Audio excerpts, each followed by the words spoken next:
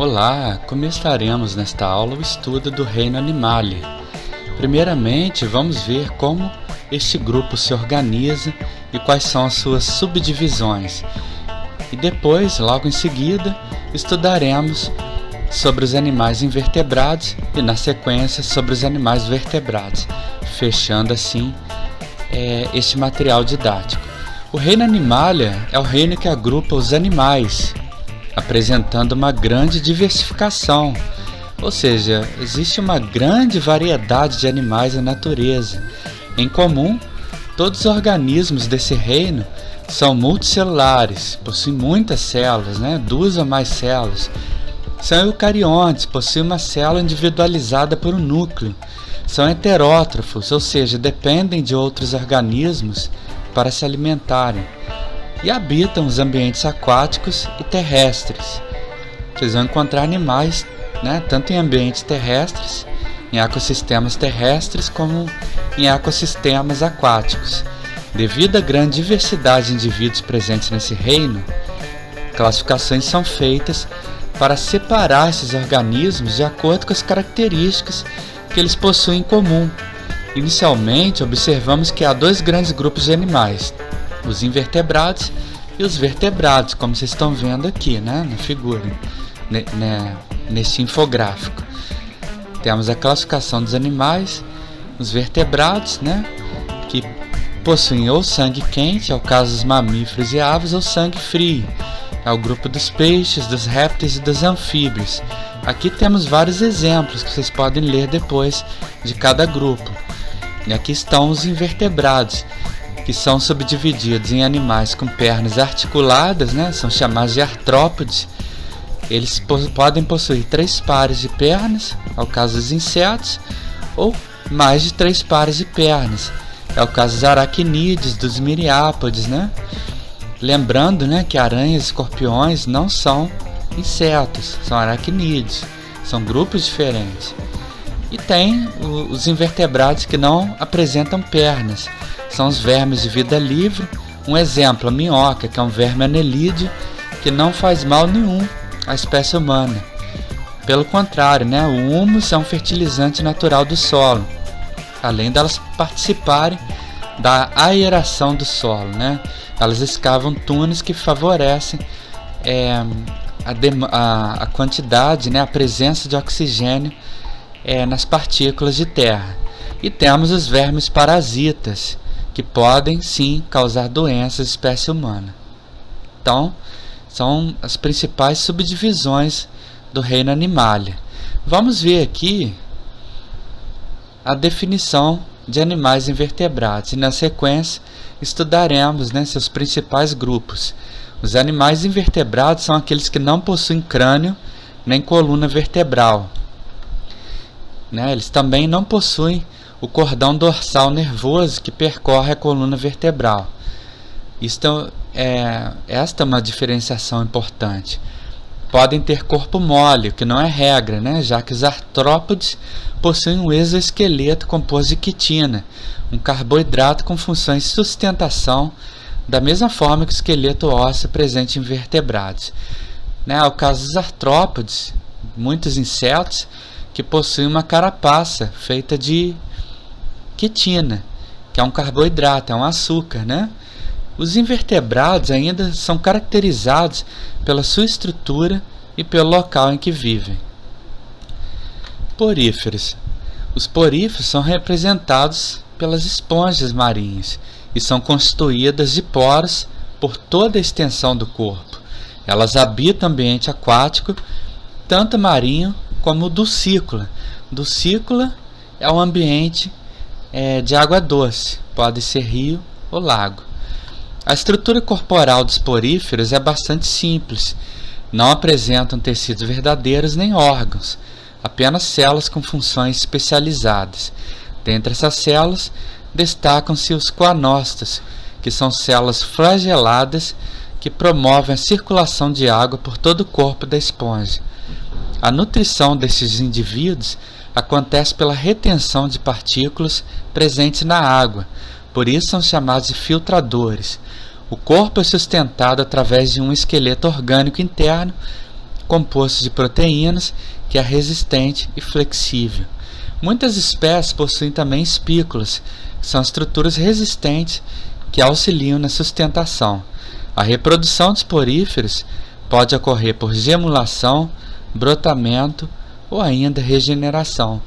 Então, são os animais mais simples, né, que teriam surgido nos oceanos há milhões de anos atrás.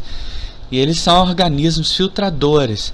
Atualmente, a importância das esponjas tem sido bastante destacada na indústria farmacêutica, no desenvolvimento de fármacos, ou seja, medicamentos contra o câncer, por exemplo, né? Então, as esponjas são bastante estudadas e são organismos essencialmente filtradores. Para vocês conhecerem mais detalhes, procurem as imagens de cada grupo de animais que iremos estudar aqui, porque assim vocês terão uma visão mais panorâmica da estrutura do corpo desses animais. Quinidários. Quinidários têm como hábitat o ambiente aquático, sendo a maioria das espécies encontrada nos mares, né? No ambiente marinho. Se diferenciam dos poríferos devido à presença de tecidos verdadeiros de cavidade digestiva, que é a região onde ocorre a digestão dos alimentos, e de sistema nervoso, ainda que primitivo, né? Então, nesses animais vamos encontrar finalmente tecidos verdadeiros, algo que não existe entre as esponjas. Como representantes dos quinidários, temos as hidras, os corais e as águas-vivas. Os quinidários apresentam uma única abertura que usam tanto para nutrição, através da captura de alimentos, como para excreção, já que não possuem ânus, que é o sistema digestório incompleto. Ou seja, né, pelo mesmo lugar através do qual eles se alimentam, eles também eliminam os detritos, né, que não aproveitados na digestão, né? Ao redor da boca, normalmente são observados tentáculos utilizados na obtenção de alimento e também na defesa do animal. Essas estruturas possuem células urticantes, ou seja, que causam queimaduras, né, chamadas quinidócitos, as quais, ao serem tocadas, liberam toxinas capazes de paralisar a presa. Os quinidários se reproduzem tanto por processo assexuado, que acontece por meio de brotamento, como por processo sexuado, que acontece através do transporte de gametas pela água. Os quinidários podem apresentar duas formas de organização corporal: pólipo, em que o animal fica preso ao substrato marinho, e medusa, né? Aqui já está definido, né? Os pólipos vivem fixos ao substrato e as medusas são capazes de se movimentar devido a jatos d'água lançados por elas. Então, as águas-vivas são um exemplo clássico de quinidários, que podem inclusive causar queimaduras na espécie humana, em banhistas. Então é preciso ter muito cuidado, né, ao tomar banho de mar. Plateumintos são vermes de corpo achatado. Eles possuem corpo fino, achatado e alongado. São comumente chamados, junto com os anelídeos e os nematóides, de vermes. Eles podem ser parasitas, causando prejuízo para outros seres vivos, ou ter vida livre, sem causar doenças, né? É o caso das planárias, por exemplo. Elas podem viver em ambiente terrestre úmido e aquático. As minhocas são exemplos de vermes de vida livre. Não fazem mal nenhum à espécie humana, né? Nem a outras espécies. Elas têm vida livre no solo. Os plateumintas apresentam sistema nervoso formado por um aglomerado de células nervosas e reconhecem estímulos luminosos. São quase cegos, mas ainda já são capazes de detectar, né, estímulos luminosos, apesar de não enxergarem as imagens. Esses animais apresentam sistema digestório incompleto, com apenas boca localizada na região ventral. De novo, né, não há presença de ânus. Possui intestino ramificado, o qual contribui na distribuição de nutrientes. Se alimentam de pequenos animais ou de organismos em decomposição. São detritívoros, né? Não possuem sistemas circulatórios nem respiratório. As trocas gasosas ocorrem através da pele. é o que nós chamamos de respiração cutânea. A reprodução dos plateumintos se dá de maneira assexuada e sexuada. No processo assexuado, o indivíduo se divide em duas partes, originando um novo organismo com o mesmo material genético, ou seja, produz clones. É o caso da planária, né, que faz cisciparidade. Ela se divide ao meio, gerando dois indivíduos iguais com o mesmo material genético. Já na reprodução sexuada, existe a cópula entre dois indivíduos. Cópula é o ato sexual. E a fecundação é interna.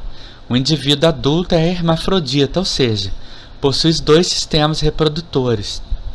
No momento do contato, cada indivíduo libera um espermatozoide que fecunda um óvulo. É o caso da minhoca, por exemplo, que possui uma região chamada clitelo, onde estão localizados os órgãos sexuais, tanto feminino quanto masculino. Então ela se aproxima de outro animal, né, de outra minhoca, e eles trocam material genético. Ocorre uma fecundação cruzada nesse caso. Bom, aqui temos imagens de vários tipos de invertebrados, dos grupos que nós estudamos. Aqui estão exemplos de esponjas marinhas. São animais bem curiosos, rudimentares, né? Eles se parecem, na verdade, com plantas marinhas, mas na verdade são animais que vivem presos ao substrato marinho e se alimentam por filtração. Para mais detalhes, procurem imagens do mecanismo de filtração das esponjas na internet. Identifiquem as estruturas relacionadas com anostas, né? O átrio e todas as demais estruturas que fazem a filtração. Aqui temos um exemplo de água-viva, né? Elas se assemelham a sacos plásticos transparentes em praias. Um banhista, por exemplo, pode confundir uma água-viva com um saco plástico. Só que elas são capazes de causar, né, importantes queimaduras, porque elas possuem estruturas chamadas quinidoblastos, que se assemelham a arpões, né, minúsculos, que fincam, perfuram a pele e causam importantes queimaduras. E aqui temos, né, a Iungia aurántica, exemplo de plateuminto. É um verme de vida livre, né? Considerado um plateuminto. Ele tem um corpo achatado, como vocês estão vendo aqui. Os nemateumintos, ou nematóides, são organismos que possuem corpo cilíndrico e alongado, com extremidades afiladas. São vermes também. Possuem representantes em ambiente aquático e terrestre úmido. Podem ser de vida livre, se alimentando de pequenos animais e plantas, ou parasitas, como a lombriga. A novidade evolutiva nesse grupo é a presença de um tubo digestório completo. Pela primeira vez vamos ter animais com boca e ânus, ou seja, que possuem um tubo digestório completo. Além disso, possui uma camada externa ao corpo, denominada cutícula, que protege o corpo do atrito com o meio. As trocas gasosas ocorrem por meio da pele, respiração cutânea. Nesse grupo, comumente, os indivíduos possuem sexos separados e dimorfismo sexual. Eles apresentam diferenças na forma, né, entre macho e fêmea, sendo a fêmea maior que o macho. A reprodução dos nemateumintos é sexuada. Eles cruzam, né, e se reproduzem assim, por meio da cópula. Então temos aí o exemplo das lombrigas, né, um parasita que causa doença na espécie humana, a ascaridise, né? Em alguns casos, a infestação pode ser tão acentuada que o indivíduo infestado pode eliminar lombrigas pelo nariz, pela boca, né? E por qualquer orifício do corpo. É um quadro dramático, né?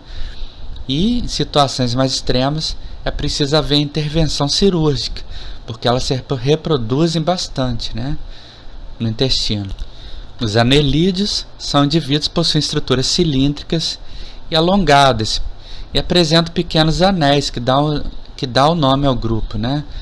Esses animais podem viver em ambientes aquáticos e terrestres, sendo as minhocas e as sanguessugas seus representantes mais comuns. Possui um sistema circulatório com 2 corações, sistema digestório completo, sistema nervoso. A respiração ocorre pela pele, a qual é fina e úmida, que é a respiração cutânea. Os anelídeos são animais hermafroditas, cuja reprodução acontece de maneira sexuada, com fecundação interna. As sanguessugas têm propriedades medicinais. No passado, eram usadas na prática de sangria para ativar a circulação das pessoas, né? E atualmente seu uso tem sido empregado novamente na medicina. Além disso, as sanguessugas produzem uma substância chamada iridina. A espécie iridina é utilizada na medicina atualmente porque ela produz um anestésico e anticoagulante, né, que tem sido empregado no tratamento médico, né? Mas ainda essas substâncias precisam ser aperfeiçoadas para que tenham uma efetividade mais completa. Sobre as minhocas, além das características que eu mencionei anteriormente, elas ajudam a fazer a aeração do solo, facilitando assim a presença de oxigênio entre as partículas do solo, né? E além de aumentar a fertilidade do solo através do humus, que são fezes que contêm material orgânico que servem como nutrientes para as plantas, né? Então, aquela matéria orgânica, o humus, é misturada ao solo e torna o solo muito fértil, né? As minhocas, elas têm um sistema circulatório bem interessante, com 2 corações. Eu me recordo que na faculdade eu estudei, né, uma matéria chamada Diversidade Biológica dos Protostomados, né? Em linhas gerais, traduzindo, seria o estudo dos invertebrados. Em uma prática de laboratório, nós fizemos a dissecação de minhocas, né? E pude observar, com a ajuda de lupas, a complexidade, as características do sistema circulatório das minhocas. O fato dela possuir um sistema circulatório com 2 corações e também um sistema nervoso explica porque quando cortamos um pedaço da minhoca, né, que é utilizado na pesca artesanal, ela ainda continua se movimentando, né, ainda continua viva. É bem interessante, né? Bom, vamos ver agora sobre os moluscos. São animais de corpo mole, daí o termo, né? E apresentam pés, cabeça e massa visceral. Os principais representantes desse grupo são os polvos, as lesmas, os caramujos e as lulas. Alguns dos indivíduos apresentam a concha externa rígida, que tem como função a proteção. Os pés são utilizados na locomoção, para se moverem, né? Para se locomoverem. Na cabeça estão presentes estruturas sensoriais como os olhos e a rádula, que é uma estrutura utilizada para raspar o alimento durante sua ingestão. Na massa visceral encontram-se estruturas relacionadas à reprodução, digestão e respiração. Possui sistema digestório completo, um sistema circulatório e um sistema respiratório primitivo, com brânquias e pulmões pouco desenvolvidos. Os moluscos são classificados em bivalves, exemplos: ostras, mexilhões e vieiras, gastrópodes, como caramujos e lesmas, e cefalópodes, como lulas, polvos e náutilos. Lembrando que os polvos têm uma visão bastante desenvolvida, né? Uma visão que se aproxima em muitos aspectos à visão humana, a complexidade da visão humana. A reprodução dos moluscos é sexuada. Existem organismos dioicos, em que cada organismo apresenta apenas um sexo, como os polvos, as lulas e mariscos, e aqueles que são hermafroditas, como os caracóis e os caramujos, que apresentam os 2 sexos.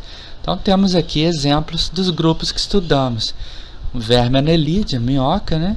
E um caramujo, que gostam de ambientes úmidos, né? Sombreados, inclusive, por isso são encontrados em jardins, debaixo de vasos de plantas, né? Em ambientes pouco iluminados. Artrópodes. Os artrópodes são organismos que apresentam membros articulados, daí o termo, né? Essa característica lhes permite uma diferenciação no movimento, na alimentação e na percepção do ambiente. Dentre os representantes desse grupo estão os insetos, como formigas e borboletas, os crustáceos, como os camarões e caranguejos, e os aracnídeos, como os escorpiões e as aranhas. Os miriápodes também estão inclusos, como as lacraias, além dos piolhos de cobra, entre outros. Então temos aqui, né, várias subdivisões deste grupo, né? Então, na classificação biológica, né, a artrópoda equivale ao filo e a aracnida equivale, por exemplo, à ordem, a classe, né? Retificando, equivale à classe. A aracnida é a classe e a artrópoda ao filo, ok? Os artrópodes têm o corpo dividido em 3 partes: cabeça, tórax e abdômen. Seu corpo é revestido por um exoesqueleto constituído de quitina, o qual protege os órgãos internos e reduz a perda de água. A desvantagem do exoesqueleto é que sua rigidez impossibilita o crescimento do animal. Para crescer, o animal precisa trocar de muda ou equidise, né? Ou seja, ele troca o exoesqueleto. Essa muda é controlada por hormônios, como a equidisona, e pode ocorrer várias vezes durante a vida do animal. Eles se alimentam de quê? De pequenos animais, de plantas e de pequenas partículas encontradas no solo e na água. Existem artrópodes que parasitam outros tipos de animais, como os carrapatos. Na reprodução, a fecundação pode ser externa, quando os gametos masculinos e femininos são liberados no ambiente externo e se unem fora do corpo do animal, ou interna, quando essa união acontece dentro do corpo da fêmea. O desenvolvimento do embrião pode ser direto, quando nascem indivíduos semelhantes ao gerador, né? Ou indireto, quando primeiro se tem o nascimento das larvas, que passam por metamorfose até chegar na vida adulta. Então temos aqui mecanismos reprodutivos e de desenvolvimento complexos entre os artrópodes. Isso depende muito da classe, da ordem, né? Dos vários subgrupos em que eles estão divididos, né? O que é importante dizer, né, que os artrópodes, para se desenvolverem, eles trocam a muda, né? E esse processo é controlado pela equidisona.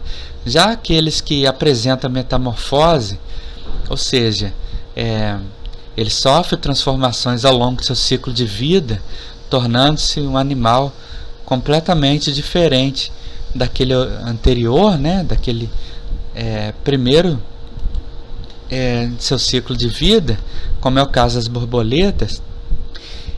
Esse processo também é controlado por hormônios.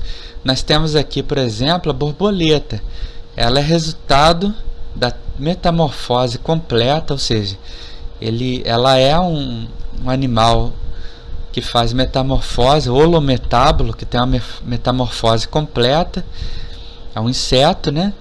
E que faz com que a lagarta, né, sofra uma série de transformações, de processos, até chegar à vida adulta, né? Até chegar à forma como conhecemos de borboleta, né? Um lepidóptero. Já alguns insetos, alguns artrópodes, eles não apresentarão uma metamorfose completa. Eles serão, né, semimetábolos, né, ou hemimetábolos, enquanto outros não sofrem metamorfose, são os ametábolos. Então isso vai depender muito do grupo, né, do grupo, subgrupo, né? São várias subdivisões dentro deste filo artrópoda. Para vocês conhecerem mais detalhes, né, vocês podem fazer uma pesquisa depois. Quem sentir curiosidade e aprender um pouco mais sobre estes interessantes animais. Aqui temos, né, formigas e borboletas, que são artrópodes, eles articulam suas patas, daí o termo. Equinodermo são animais que vivem em ambiente marinho e que comumente possuem espinhos na pele. Os representantes mais comuns são as estrelas do mar, né? Pepinos do mar, ourizos do mar e bolachas da praia. sendo que alguns desses animais podem se movimentar lentamente no fundo do mar ou serem sésseis, estão presos a um substrato, eles ficam presos, fixos ao substrato marinho. Os equinodermos são o único grupo a apresentar o sistema ambulacrário, o qual é formado por um conjunto de canais internos que se enchem de água. Esse sistema funciona de acordo com a pressão de água em seu interior, estendendo e retraindo os pés ambulacrais, que são estruturas com formato tubular empregadas na obtenção de alimentos, locomoção e fixação de alguns equinodermos, como a estrela do mar. Possui um sistema nervoso formado por gânglios nervosos e sistema digestório completo. Então, as estrelas do mar vão apresentar, um sistema ambulacrário, que é utilizado, os pés ambulacrais são estruturas tubulares que são empregadas tanto para buscar alimento, obter alimento, quanto para se locomoverem, e também são utilizados como fixação. Os equinodermos se movimentam de forma lenta, em relação a outros animais, além de se alimentarem. Eles são carnívoros, predadores. Eles se alimentam principalmente de moluscos, mariscos e ostras. A reprodução dos equinodermos pode acontecer de forma sexuada, como a produção de gametas, ou de forma assexuada por regeneração, como na estrela do mar. Então, é curioso, que eles utilizam aquele mecanismo que vocês estudaram em genética, em divisão celular, que nós chamamos na biologia de mitose. A mitose é um processo de divisão celular envolvido tanto na regeneração como na cicatrização. Então, se você pegar uma estrela do mar e parti-la em vários pedaços, em 10 pedaços, por exemplo, cada pedaço dará origem a uma estrela do mar diferente, a uma nova estrela do mar. Ela vai gerar tantas estrelas do mar quantos foram os pedaços, o número de pedaços com que você a partiu. Então, elas têm esse curioso e interessante mecanismo de reprodução assexuada por regeneração, assim como outros processos de regeneração podem ser encontrados na natureza, como a autotomia do rabo da lagartixa. Quando ela se sente em perigo, ela desprende a cauda e depois cresce uma nova cauda naquela região amputada. Então, encerramos aqui nossa breve aula sobre esse fascinante grupo de animais invertebrados. E eu aconselho que vocês busquem imagens na internet, busquem uma pesquisa para aprofundarem um pouco mais sobre cada grupo de divisão, já que é um assunto muito extenso e impossível de ser esgotado apenas uma aula.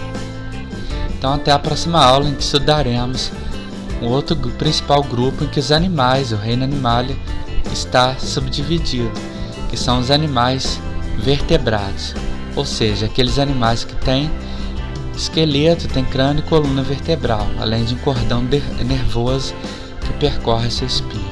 Então, até lá.